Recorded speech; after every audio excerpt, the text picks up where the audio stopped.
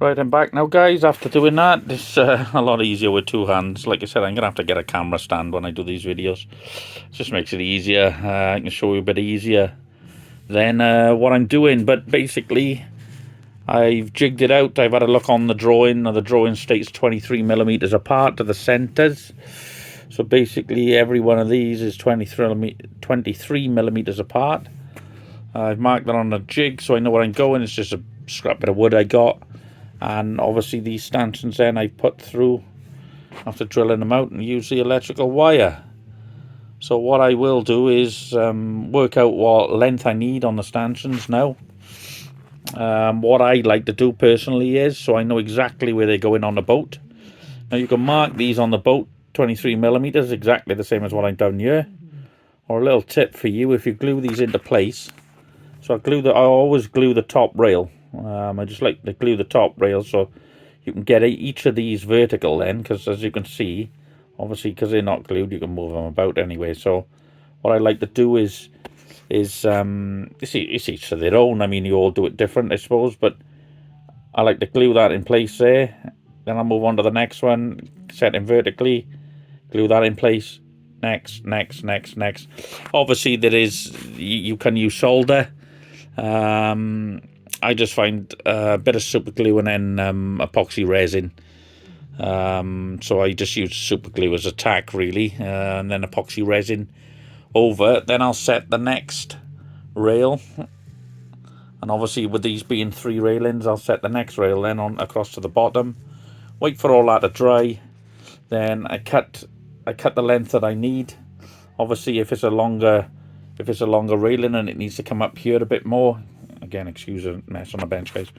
If it needs to come up here a bit more, obviously, I'll wait for this to dry. I'll move this down and just repeat into this section here. Obviously, I'll cut the railings to where they need to go. Once all the railings set in place, a little tip, you can basically like lay the railing, excuse the board, I just wanted to keep it there.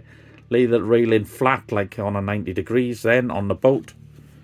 Mark off each of these onto the deck on the boat, exactly where the railings are going, and drill a hole like I've done here in the scrap piece of wood, and insert. Then you insert these stanchion ends into the hole and glue, and basically then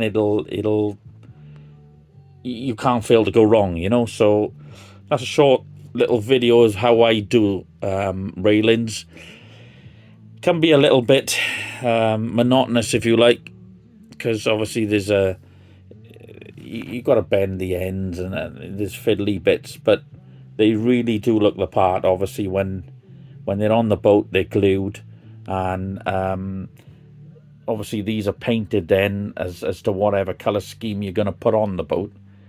You'll look at them then, and they are, like I said, they do look the bee's knees in all fairness.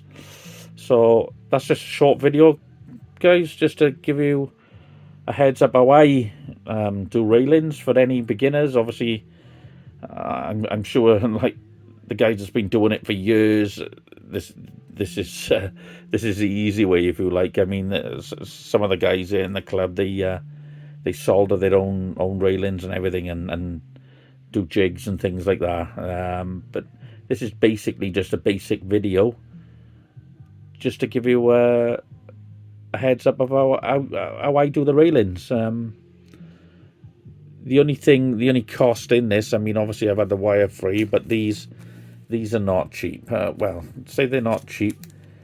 They can be quite expensive when you're buying a load, you know. But you know, the look they give and the time they save you.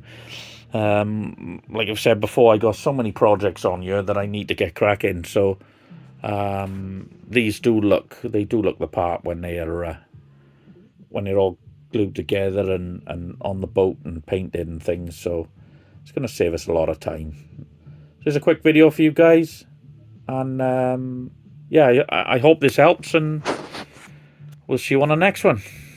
Cheers, guys.